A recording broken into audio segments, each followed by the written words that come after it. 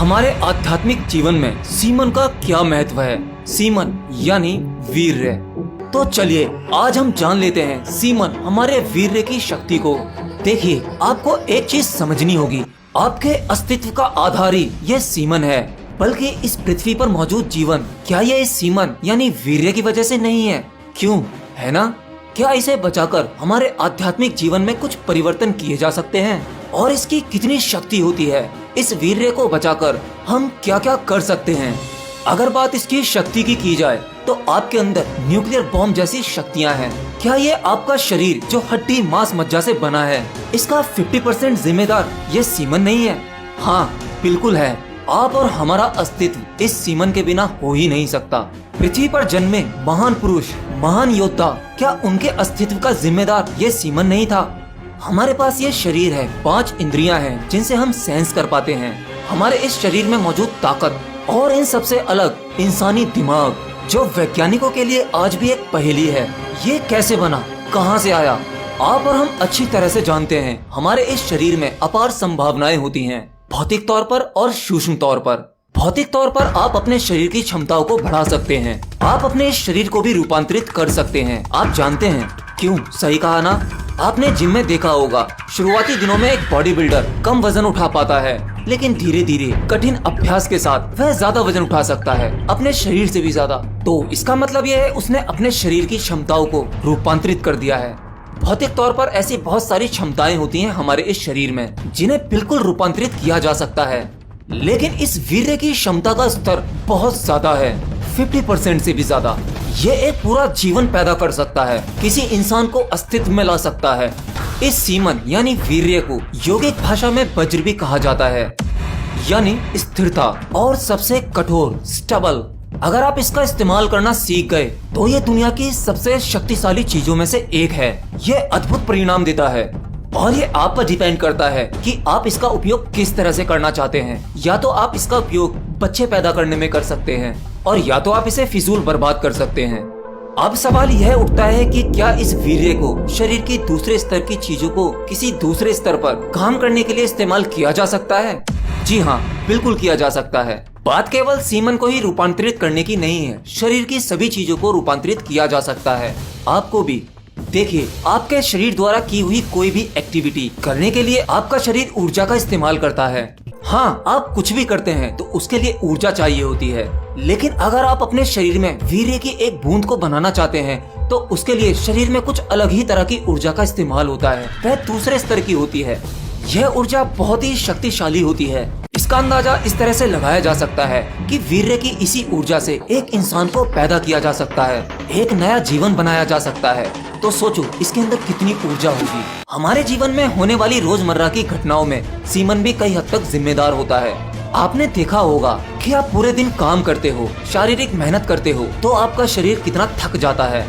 उसी तरह से काम वासना के बाद भी आपने नोटिस किया होगा कि आपका शरीर थक जाता है। इसका मतलब है एक बार संभोग करने के बाद आपके शरीर की बहुत सारी ऊर्जा खर्च हो जाती है और इस ऊर्जा का स्तर कुछ अलग ही तौर पर होता है। आपको नींद आने लगती है। क्यों? क्योंकि आप थक गए हैं। तो सोचो आपने अपने शरीर में से कितनी ऊर्जा निकाल दी है, उसको बर्बाद कर दिया है। तो आपने इसे इस तरह से इस्तेमाल किया है।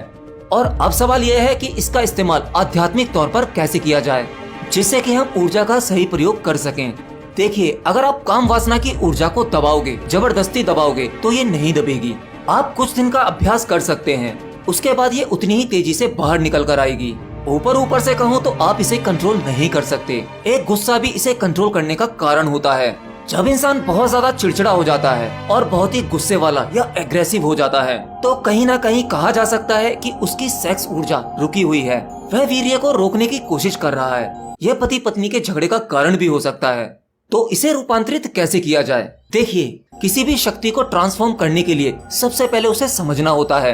अगर आप इसे समझ जाते हैं तो आप इसको ट्रांसफॉर्म कर सकते हैं और इसका बिल्कुल सही उपयोग भी। एक तरीका बहुत अच्छा है, जब आप मेडिटेशन करते हैं, गहरे ध्यान में बैठते हैं तो आप अपना ध्यान नाभि केंद्र से नीचे यानी मूलाधार पर लगाएं। यह ऊर्जा वहीं से उत्पन्न होती है। जब आप ध्यान में बैठेंगे और मूलाधार चक्र पर ध्यान लगाएंगे तो आपको महसूस करना है कि वहाँ से उठती ऊर्जा आपके शरीर के ऊपर की ओर, दिमाग की ओर बढ़ रही है। ये आपके शरीर की रीढ़ की हड्डी से गति करती है। पद्मासन लगाकर कई दिनों तक ऐसा अभ्यास करेंगे तो आपकी काम वासना की ऊर्जा यानी सीमन एनर्जी ऊपर की ओर डाइवर्ट हो जाएगी। यह आपके दिमाग की ओर जाएगी, जिससे कि आपकी बुद्धि का विकास होगा और आप एक साधारण इंसान से ट्रांसफॉर्म होने लगेंगे एक जीनियस पर्सन में।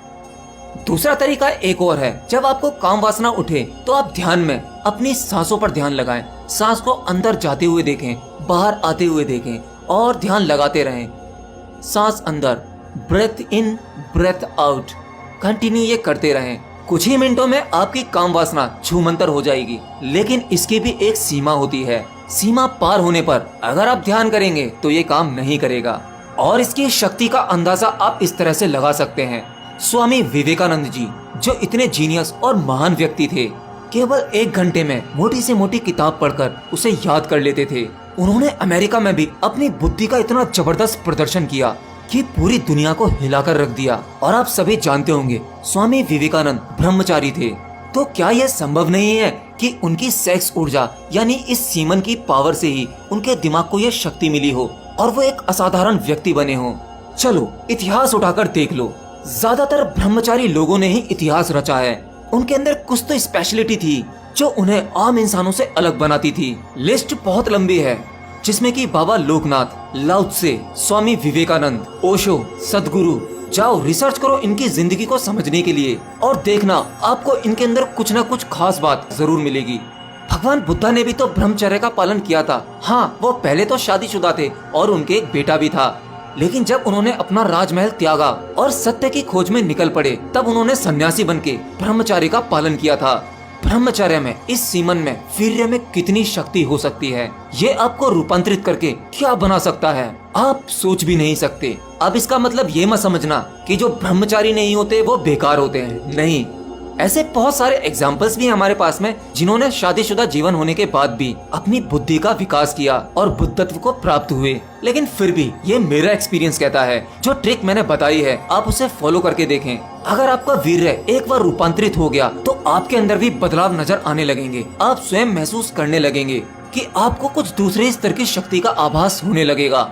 आपको अपने आप ही आपके सभी सवालों के जवाब मिलने लगेंगे। आपकी बुद्धि का विकास होगा। तो बस आज के लिए इतना ही। तो मैं उम्मीद करता हूँ आपके सवाल का जवाब आपको मिल गया होगा। मिलता हूँ किसी अगली नई जानकारी में, नई वीडियो के साथ। तब तक के लिए बाय बाय।